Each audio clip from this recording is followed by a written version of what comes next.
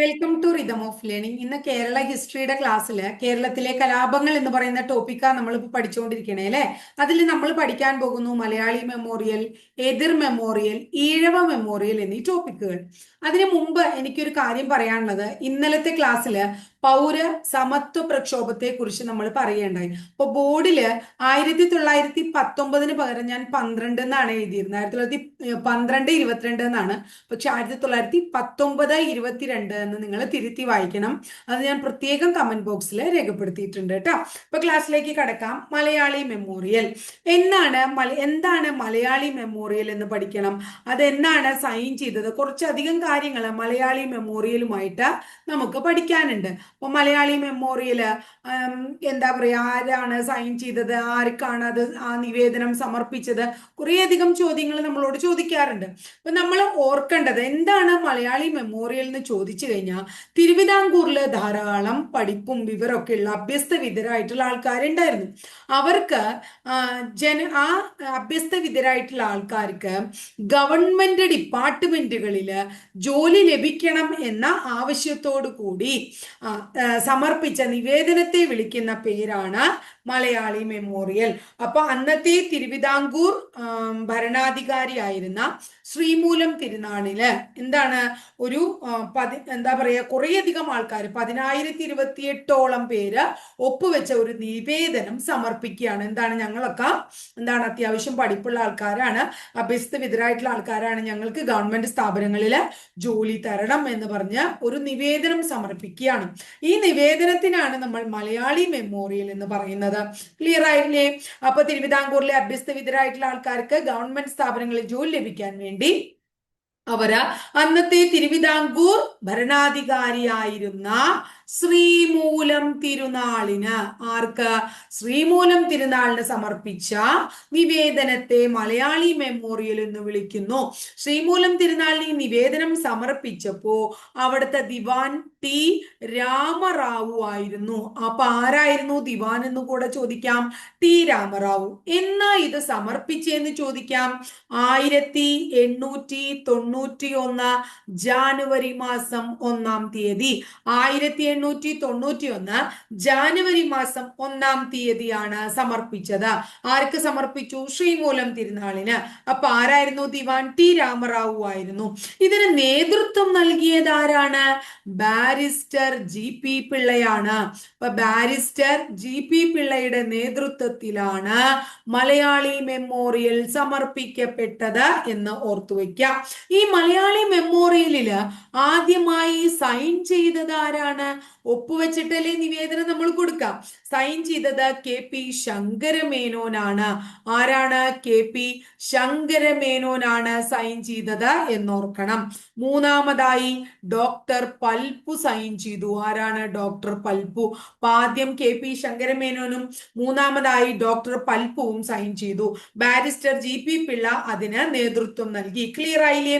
എത്ര പേരാ നിവേദനത്തിൽ ഒപ്പിട്ടത്? 10,028 പേര് ഒപ്പിട്ട നിവേദനമാണ് ശ്രീമൂലം തിരുനാളിന് സമർപ്പിച്ചത് എന്നും കൂടി നമ്മൾ ഓർത്തു വയ്ക്കാം. അപ്പൊ തിരുവിതാംകൂറിലെ അഭ്യസ്തവിദ്യരായിട്ടുള്ള ജനങ്ങൾക്ക് ഗവൺമെന്റ് ഡിപ്പാർട്ട്മെന്റുകളിൽ ജോലി ലഭിക്കണമെന്ന ആവശ്യത്തോടു കൂടി 10,028 പേര് ഒപ്പിട്ട ഒരു നിവേദനം ശ്രീമൂലം തിരുനാളിന് സമർപ്പിക്കുകയാണ് തിരുവിതാംകൂറിലെ അഭ്യസ്തവിദ്യരായിട്ടുള്ള ജനങ്ങൾ. അതിനെയാണ് മലയാളി മെമ്മോറിയൽ എന്ന് വിളിക്കുന്നത്. സമർപ്പിച്ചത് 1891 ജാനുവരി 1-നാണ്. നേതൃത്വം നൽകിയത് ബാരിസ്റ്റർ ജി പി പിള്ളയാണ്. അത് ആദ്യം സൈൻ ചെയ്തത് കെ പി ശങ്കരമേനോനും മൂന്നാമത് സൈൻ ചെയ്തത് ഡോക്ടർ പൽപ്പു ആണ്. അങ്ങനെ സൈൻ ചെയ്ത നിവേദനം ശ്രീമൂലം തിരുനാളിന് സമർപ്പിക്കുമ്പോൾ അന്നത്തെ ദിവാൻ ടി രാമറാവു ആയിരുന്നു.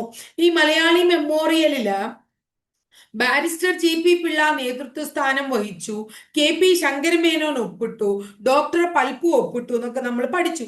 കൂടാതെ അപ്പൊ ബാരിസ്റ്റർ ജി പി ശങ്കരപിള്ള, അതുപോലെ തന്നെ K P Sankara Menon, doctor Palpu, കൂടാതെ നാലാമതൊരാളും കൂടി ഉണ്ട്, കാവാലം നീലകണ്ഠപിള്ള, കാവാലം നീലകണ്ഠൻ പിള്ള, ഇവർ ഒക്കെ തന്നെ ഇതിലെ പ്രധാനപ്പെട്ട നേതാക്കളായിരുന്നു എന്ന് നിങ്ങൾ പഠിച്ചു വെക്കണം കേട്ടോ.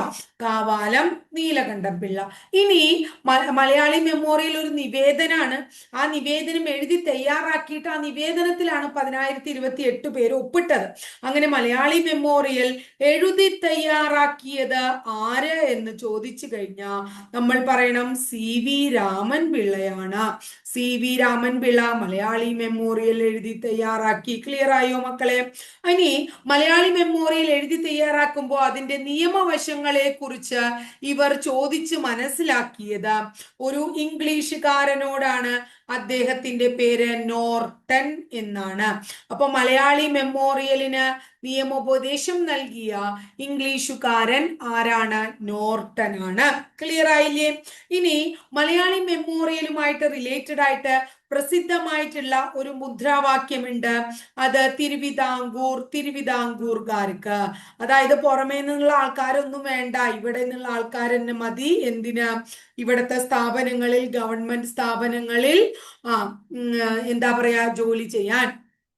അപ്പോ തിരുവിതാംകൂർകാർക്ക് എന്നുള്ള മുദ്രാവാക്യമാണ് അവര് മുഴക്കിയത്. ഈ മുദ്രാവാക്യം ആരാണ്? ഈ മുദ്രാവാക്യത്തിന്റെ സൃഷ്ടാവ് എന്ന് ചോദിച്ചു കഴിഞ്ഞാൽ അതും ആരന്നെയാണ്? നമ്മുടെ ബാരിസ്റ്റർ GP പിള്ള തന്നെയാണ് കേട്ടോ മക്കളെ. ബാരിസ്റ്റർ GP പിള്ള തന്നെയാണ്.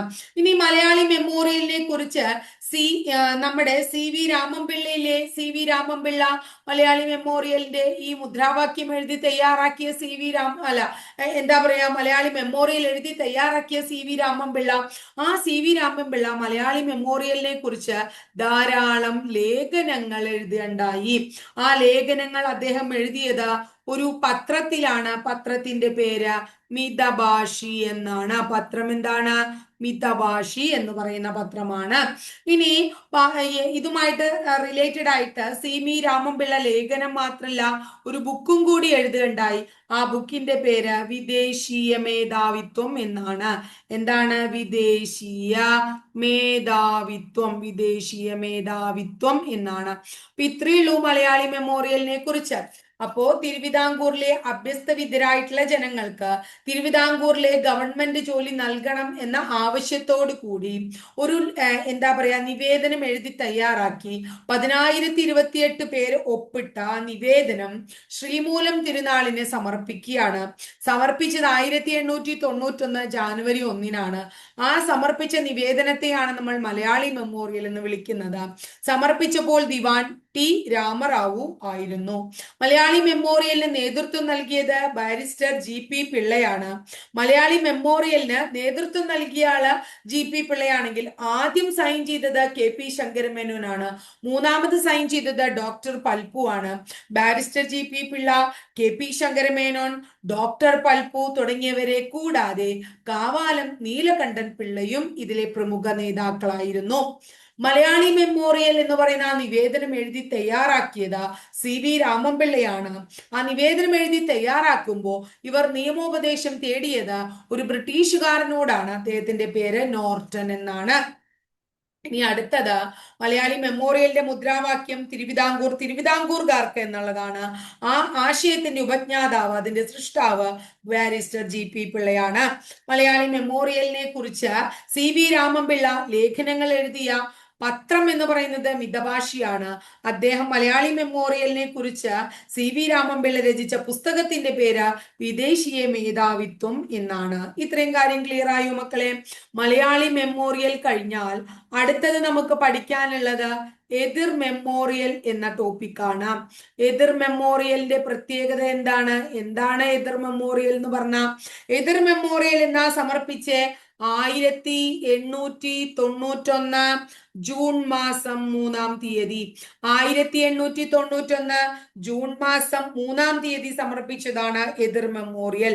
ഇതിന്റെ പ്രധാന നേതാക്കൾ രാമ അയ്യർ. ഒരാള് രാമ അയ്യർ ആണ്.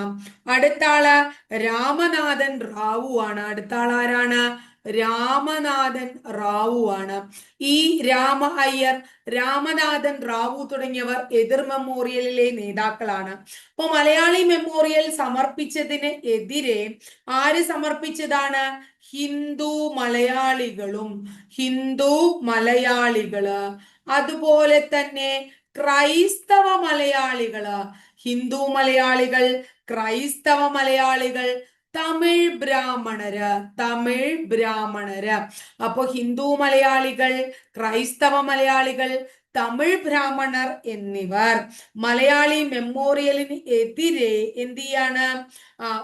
ഒരു മെമ്മോറിയല് തിരുവിതാംകൂർ രാജാവായിരുന്ന ശ്രീമൂലം തിരുനാളിന് സമർപ്പിക്കുന്നു. ഇതിനെയാണ് എതിർ മെമ്മോറിയൽ എന്ന് വിളിക്കുന്നത്. അപ്പൊ മലയാളി മെമ്മോറിയൽ സമർപ്പിച്ചതിനെതിരെ ഹിന്ദു മലയാളികൾ, ക്രൈസ്തവ മലയാളികൾ, തമിഴ് ബ്രാഹ്മണർ എന്നീ വിഭാഗത്തിലുള്ളവർ ചേർന്ന് ഒപ്പുവെച്ച ഒരു നിവേദനം തിരുവിതാംകൂർ രാജാവായിരുന്ന ശ്രീമൂലം തിരുനാളിന് 1891 ജൂൺ 3 സമർപ്പിക്കുന്നു. ഇതിനെയാണ് എതിർ മെമ്മോറിയൽ എന്ന് വിളിക്കുന്നത്. ഇതിന്റെ നേതാക്കൾ ഈ രാമ അയ്യറും രണ്ടാമത്തെ ആള് രാമനാഥൻ റാവുമായിരുന്നു. ഇത്രയും കാര്യം ക്ലിയർ ആയോ എതിർ മെമ്മോറിയൽ? അടുത്തത് നമ്മൾ പഠിക്കുന്നു ഈഴവ മെമ്മോറിയൽ. എന്താണ് ഈഴവ മെമ്മോറിയൽ? എന്താണ് ഈഴവ മെമ്മോറിയൽ എന്ന് പറഞ്ഞ? ഈഴവ മെമ്മോറിയൽ എന്താണ്? തിരുവിതാംകൂറില് ഈഴവ വിഭാഗത്തിൽപ്പെട്ടവർക്ക് സർക്കാർ ഉദ്യോഗങ്ങളിൽ പ്രാതിനിധ്യം ലഭിക്കാനായിട്ട് ആർക്ക് സമർപ്പിച്ചത്? ശ്രീമൂലം തിരുനാളിന് സമർപ്പിച്ചു. അപ്പൊ ഈഴവ വിഭാഗത്തിലുള്ള ആൾക്കാർക്ക് സർക്കാർ ജോലി ലഭിക്കാൻ വേണ്ടി, ഈഴവ വിഭാഗത്തിലുള്ള ആൾക്കാർക്ക് സർക്കാർ ജോലി ലഭിക്കാൻ വേണ്ടി ശ്രീമൂലം തിരുനാളിന് സമർപ്പിച്ച ഹർജിയെ വിളിക്കുന്ന പേരാണ് ഈഴവ മെമ്മോറിയൽ എന്ന് പറയുന്നത്. ഇത് സമർപ്പിച്ചത് 1896 സെപ്റ്റംബർ മാസം 3. വളരെ പ്രധാനമാണ്, പരീക്ഷയ്ക്ക് ചോദിച്ചിട്ടുണ്ട്. ഇതിന് നേതൃത്വം നൽകിയ ആള് ഡോക്ടർ പൽപു ആണ്. ഡോക്ടർ പൽപു ആണ് നേതൃത്വം നൽകിയത്. അപ്പോ ഈഴവ മെമ്മോറിയൽ സമർപ്പിക്കുമ്പോ ശ്രീമൂലം തിരുനാൾ രാജാവായിരുന്നു എങ്കിൽ ശങ്കര സുബ്ബയ്യ എന്ന് പറയുന്ന ആളായിരുന്നു ദിവാൻ. ശങ്കര സുബ്ബയ്യ എന്ന് പറയുന്ന ആളായിരുന്നു ദിവാൻ. ഈഴവ മെമ്മോറിയലിൽ ഒപ്പുവെച്ചത് 13,176 പേരാണ്.